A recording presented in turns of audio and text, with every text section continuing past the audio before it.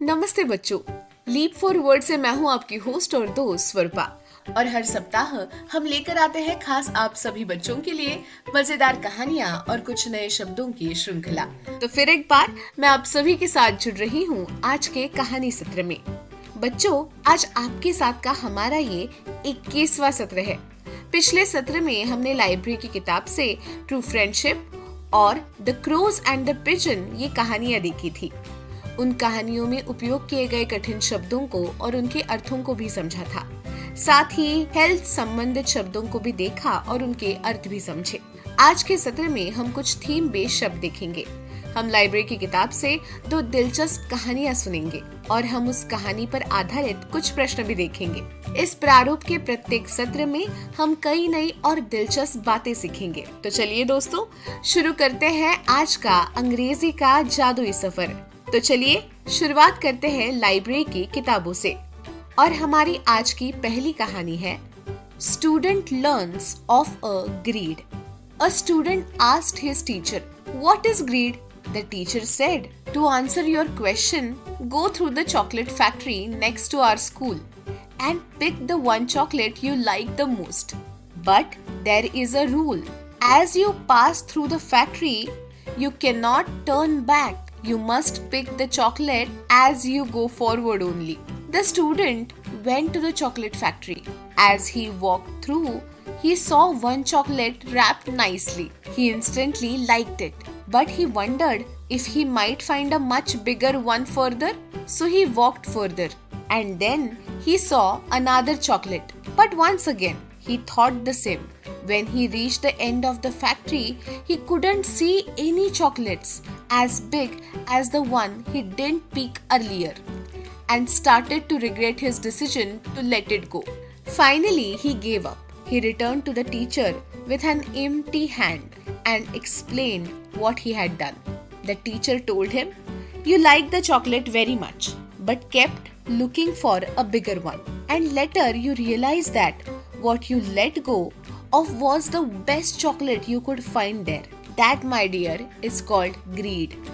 Moral: we let go of many good things in our lives because of our greed for even better things. Learn to make your choice wisely. अब आइए देखें हिंदी में इस कहानी का मतलब क्या है। Student learns of a greed. विद्यार्थी ने लालच का सबक सीखा। A student asked his teacher, "What is greed?" एक छात्र ने अपने शिक्षक से पूछा, लालच क्या है? To answer your question, go through the chocolate factory next to our school and pick the one chocolate you like the most. और टीचर ने कहा, अपने प्रश्न का उत्तर जानने के लिए हमारे स्कूल के बगल में जो चॉकलेट फैक्ट्री है उसमें जाओ और वो चॉकलेट चुनो जो तुम्हें सबसे ज्यादा पसंद हो। But there is a rule. As you pass through the factory, you can not turn back. You must pick the chocolate as you go forward only.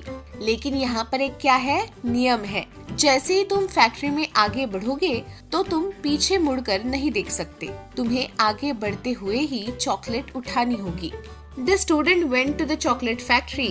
As he walked through, he saw one chocolate wrapped nicely. He instantly liked it, but he wondered if he might find a much bigger one further. So he walked further, and then he saw another chocolate.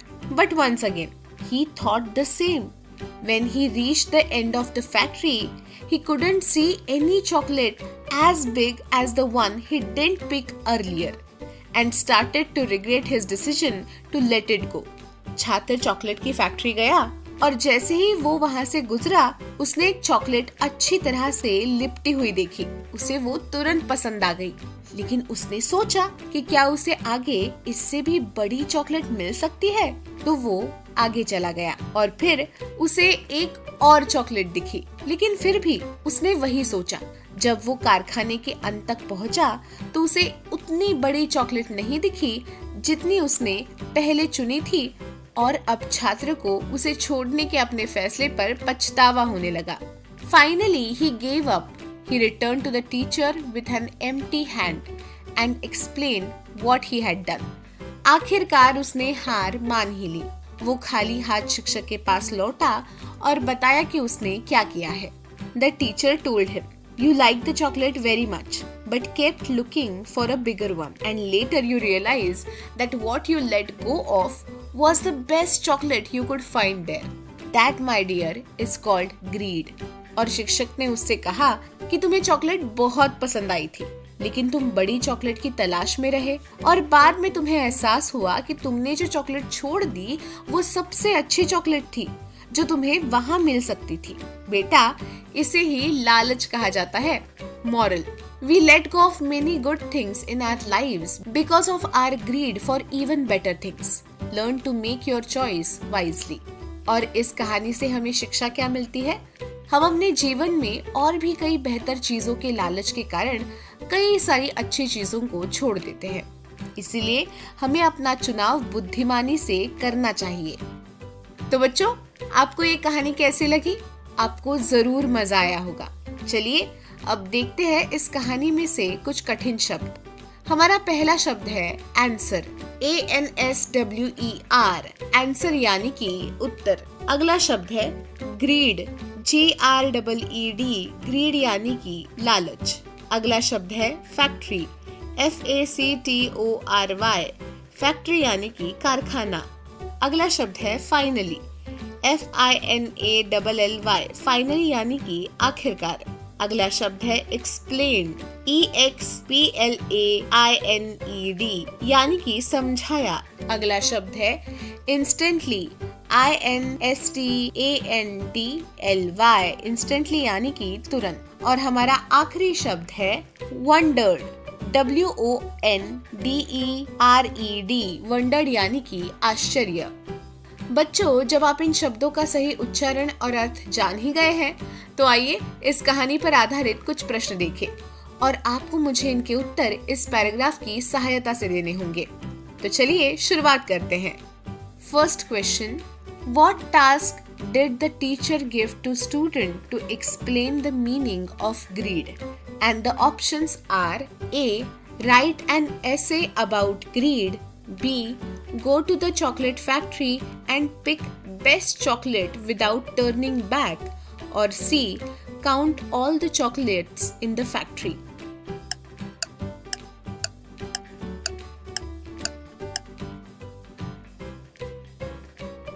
Next question, why did the student not pick the first chocolate he liked? And the options are A, he didn't like the chocolate, B, he wasn't allowed to pick the first one, or C, he thought he would find a bigger or better one later.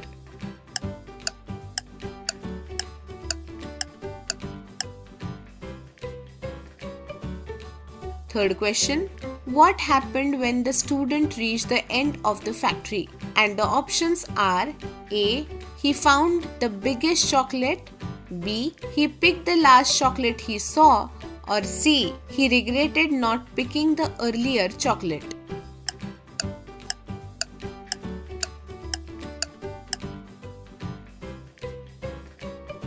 Fourth question, what lesson did the teacher want to teach the student through the exercise?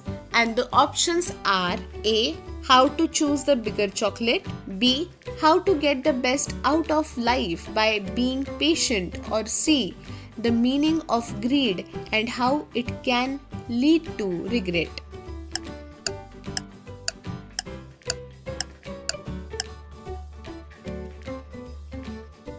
And last question, what is the moral of the story?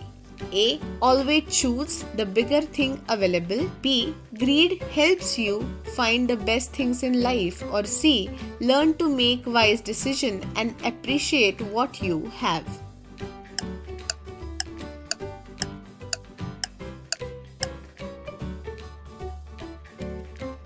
अरे वाह, आपने तो सभी प्रश्नों का सही जवाब दिया है। चलिए अगले भाग पर चलते हैं।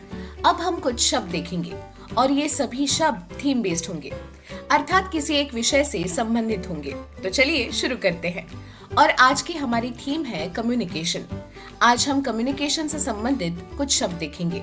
हमारा पहला शब्द है लैंग्वेज, LANGUAGE, लैंग्वेज अर्थात भाषा, अर्थात संवाद का माध्यम। बच्चों, हम सभी प्रतिदिन एक दूसरे से संवाद करते हैं, अपने विचार व्यक्त करते हैं। लेकिन ये संवाद हम किस रूप में प्रकट करते हैं? सही कहा, ये भाषा के माध्यम से ही होता है। हमारे देश में कई प्रकार की भाषाएं बोली जाती है, ये तो आप जानते ही हैं। अब बताइए कौन कौन सी भाषा हमारे देश में बोली जाती है? हमारा अगला शब्द है कॉन्वर्सेशन। CONVERSATION। कॉन्वर्सेशन का अर्थ है संवाद यानी कि बातचीत। अगला शब्द है मैसेज। MESSAGE। मैसेज यानी कि संदेश, अपने विचार या जानकारी दूसरों तक पहुंचाना। आज के समय में हम संदेश पहुंचाने के लिए कई सारे माध्यम यूज करते हैं, यानी कि कई सारे माध्यम का उपयोग करते हैं, जैसे कि व्हाट्सएप, इंस्टाग्राम, ईमेल, फेसबुक और कॉल। अगला शब्द है ईमेल। EMAIL। ईमेल का अर्थ है इलेक्ट्रॉनिक पत्र। इसे हम डिजिटल पत्र भी कह सकते हैं, क्योंकि ये ऑनलाइन तरीके से भेजा जाता है। आज के आधुनिक युग में इसका उपयोग बड़े पैमाने पर किया जाता है।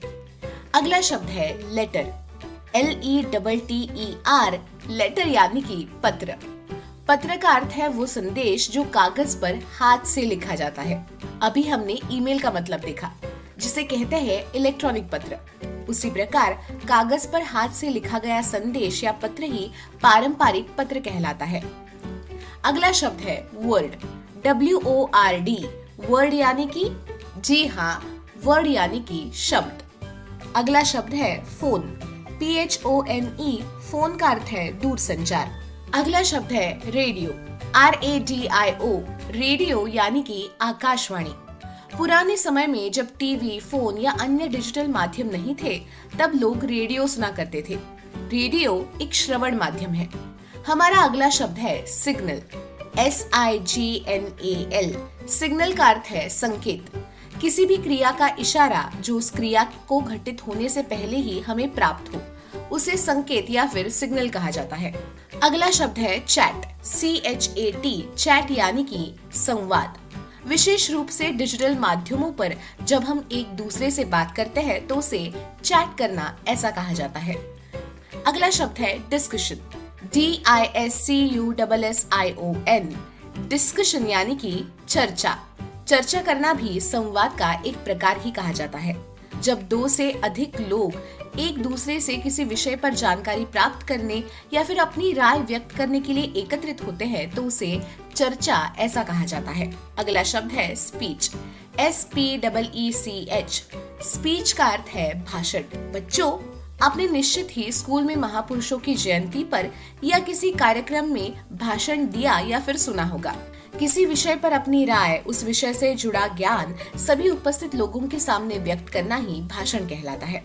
अगला शब्द है अनाउंसमेंट। ANNOUNCEMENT। अनाउंसमेंट यानी कि घोषणा, किसी बात को सार्वजनिक रूप से बताना। जैसे भारत माता की जय कहने पर हमारे मन में एक उत्साह उत्पन्न होता है। घोषणाएं अक्सर जनजागृति के लिए या फिर किसी मुद्दे पर विरोध व्यक्त करने के लिए की जाती है। अगला शब्द है ब्रॉडकास्ट। BROADCAST। ब्रॉडकास्ट यानी कि प्रसारण। रेडियो, टेलीविजन या फिर इंटरनेट के माध्यम से सूचना, संदेश या फिर कार्यक्रम को बड़ी संख्या में लोगों तक पहुंचाने की प्रक्रिया को प्रसारण यानी कि ब्रॉडकास्ट ऐसा कहा जाता है। अगला शब्द है post card. POSTCARD। Post card एक छोटा सा लिफाफा रहित कार्ड होता है, जिसका उपयोग संदेश भेजने के लिए डाक के माध्यम से किया जाता है। ये कार्ड हमारे संदेश को सरल तरीके से और कम खर्च में दूर तक पहुंचाने का एक आसान माध्यम है। अगला शब्द है न्यूज़पेपर। NEWSPAPER। न्यूज़पेपर का अर्थ है समाचार पत्र। अगला शब्द है डायलॉग। DIALOGUE। डायलॉग का अर्थ है संवाद। ये दो व्यक्तियों के बीच की बातचीत को दर्शाता है। जब फिल्मों या फिर धारावाहिकों की शूटिंग होती है तो उसमें काम करने वाले कलाकारों को संहिता यानी कि स्क्रिप्ट दी जाती है, जिसमें डायलॉग लिखे होते हैं। अगला शब्द है ट्रांसलेट। TRANSLATE। ट्रांसलेट का अर्थ है भाषांतर। जब हम एक भाषा से दूसरी भाषा में किसी चीज का अनुवाद करते हैं तो उसे ट्रांसलेट करना ऐसा कहा जाता है। अगला शब्द है आर्टिकुलेशन। ARTICULATION। आर्टिकुलेशन यानी कि उच्चारण। जब हम संवाद करते हैं तो विभिन्न भाषाओं में एक दूसरे से बात करते हैं। उस समय जब हम किसी भाषा में बोलते हैं तो उसके शब्दों का विशिष्ट उच्चारण करना आवश्यक होता है और इसे आर्टिकुलेशन ऐसा कहा जाता है। और हमारा आज का आखिरी शब्द है एक्सप्रेशन, EXPRESSION। एक्सप्रेशन यानी कि हाव भाव। जब हम किसी से बात कर रहे होते हैं तो हमारे हाव भाव पर ध्यान केंद्रित करना बहुत महत्वपूर्ण होता है। उदाहरण के लिए अगर मैं कहूँ कि मुझे आप सब बहुत पसंद हो और मेरे चेहरे पर अगर गुस्से का भाव हो तो उस वाक्य का अर्थ पूरी तरह बदल जाता है। संवाद करना जितना आवश्यक है उतना ही महत्वपूर्ण है कि हम अपने हाव भाव पर भी ध्यान दें। तो बच्चों, इन शब्दों का उचित उच्चारण और अर्थ तो हमने जान लिया। तो चलिए अब लाइब्रेरी की किताब से एक और कहानी देखते हैं। Johnny and the barber. A small boy called Johnny was always eager to show his wit. One morning, he decided to play a trick on the barber. He went to the barber shop and sat in the chair against the mirror. The barber asked, "Yes, Johnny?" Johnny said in a stern voice, "Will you please shave my beard?" The barber saw through the game, but he politely said, "Yeah, I will surely do so, young master." The barber then put a piece of cloth around Johnny's shoulders. He also applied soap on his face. Then he got busy with some other work. Johnny waited for a quite long time. Waiting with soap all over his face was difficult. He shouted at the barber, "Why do you keep me waiting?" The barber smiled and coolly replied, "I am waiting for your beard to grow." Moral: when you play a joke on someone, keep in mind that someone can play a joke on you too. चलिए देखते हैं कि हिंदी में इस कहानी का मतलब क्या है। जॉनी एंड द बार्बर यानी कि जॉनी और नाई। A small boy called Johnny was always eager to show his wit. यानी कि जॉनी नाम का एक छोटा लड़का हमेशा अपनी बुद्धि दिखाने के लिए उत्सुक रहता था। One morning he decided to play a trick on the barber. और एक सुबह उसने नाई के साथ चालाकी करने का फैसला किया। He went to the barber shop and sat in the chair against the mirror. वो नाई की दुकान पर गया और शीशे के सामने वाली कुर्सी पर बैठ गया। The barber asked, "Yes, Johnny?" नाई ने पूछा, "हाँ जॉनी, बताओ." Johnny said in a stern voice, "Will you please shave my beard?" और जॉनी ने कठोर स्वर में कहा, "क्या तुम कृपया मेरी दाढ़ी काट दोगे?" The barber saw through the game. नाई ने सारा खेल समझ लिया। But he politely said, "Yes, I will surely do so, young master." और नाई ने विनम्रता से कहा, "मैं निश्चित ऐसा करूंगा छोटे उस्ताद." The barber then put a piece of cloth around Johnny's shoulder. फिर नाई ने जॉनी के कंधों पर कपड़े का एक टुकड़ा डाल दिया। He also applied soap on his face. उसने जॉनी के चेहरे पर साबुन भी लगाया। Then he got busy with some other work. फिर वो किसी दूसरे काम में व्यस्त हो गया। Johnny waited for a quite a long time. Johnny ने काफी देर तक उसका इंतजार किया। Waiting with soap all over his face was difficult. और पूरे चेहरे पर साबुन लगाकर इंतजार करना बहुत कठिन था। He shouted at the barber, "Why do you keep me waiting?" और वो नाई पर चिल्लाया, "तुम मुझे इंतजार क्यों कराते हो?" The barber smiled and coolly replied, "I am waiting for your beard to grow." और नाई ने मुस्कुराते हुए शांत भाव से उत्तर दिया, "मैं तुम्हारी दाढ़ी बढ़ने का इंतजार कर रहा हूँ। Moral: when you play a joke on someone, keep in mind that someone can play a joke on you too. और इस कहानी से हमें शिक्षा क्या मिलती है? जब आप किसी के साथ मजाक करते हैं तो इस बात का हमें ध्यान रखना चाहिए कि कोई हमारे साथ भी मजाक कर सकता है। तो बच्चों, आपको ये कहानी कैसी लगी? क्या आपको मजा आया? चलिए अब इस कहानी में से कुछ कठिन शब्द और उनके अर्थ देखते हैं। पहला शब्द है अगेंस्ट, AGAINST। अगेंस्ट यानी कि खिलाफ। अगेंस्ट का काफी बार मतलब खिलाफ ये होता है, लेकिन इस कहानी में अगेंस्ट का मतलब है सामने। He sat against the mirror, यानी कि वो शीशे के सामने बैठा। चलिए अगले शब्द पर चलते हैं। अगला शब्द है अप्लाइड, APPLIED, अप्लाइड यानी कि लागू किया। अगला शब्द है अराउंड, AROUND, अराउंड यानी कि आसपास। अगला शब्द है ईगर, EAGER, ईगर यानी कि उत्सुक। अगला शब्द है क्वाइट, QUITE, क्वाइट यानी कि अत्यंत। अगला शब्द है रिप्लाइड, REPLIED, रिप्लाइड। रिप्लाइड का अर्थ है उत्तर दिया। अगला शब्द है शोल्डर्स, SHOULDERS, शोल्डर्स यानी कि कंधा। और हमारा अगला शब्द है समवन, SOMEONE, समवन यानी कि कोई तू। बच्चों, जब आप इन शब्दों का सही उच्चारण और अर्थ जान ही गए हैं, तो आइए इस कहानी पर आधारित कुछ प्रश्न देखें और आपको मुझे इनके उत्तर इस पैराग्राफ की सहायता से देने होंगे। तो चलिए शुरुआत करते हैं। First question, why did Johnny go to the barber shop? And the options are A, to get his hair cut, B, to play a trick on the barber, or C, to clean the mirror.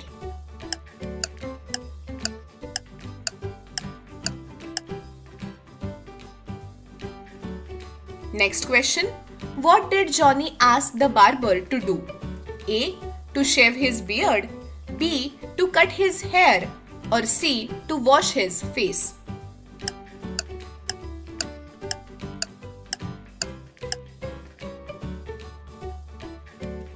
Third question, how did the barber respond to Johnny's request? A, he laughed and ignored him, B, he agreed politely, and C, he asked Johnny to leave.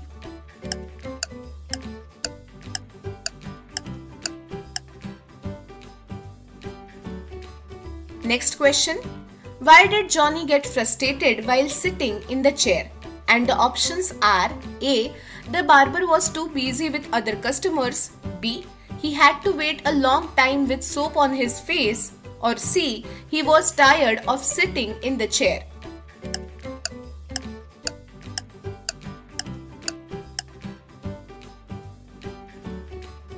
And last question, what lesson did Johnny learn at the end of the story? A, always play tricks on others, B, never go to the barber shop alone, or C, if you play a joke on someone, they may play one on you too.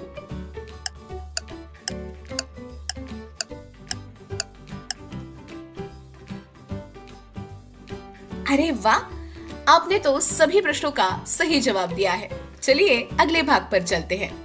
तो दोस्तों, आपको आज का ये session कैसा लगा? आपको ये सेशन जरूर पसंद आया होगा। आज के सत्र में हमने थीम बेस्ड शब्दों को देखा और लाइब्रेरी की किताब से 2 नई कहानियां भी पढ़ी और हमने इस कहानी पर आधारित प्रश्नों के उत्तर भी दिए। तो आज का हमारा ये सत्र यही समाप्त होता है। मिलते हैं अगले सत्र में। तब तक हंसते रहिए, खेलते रहिए और सीखते रहिए। Thank you.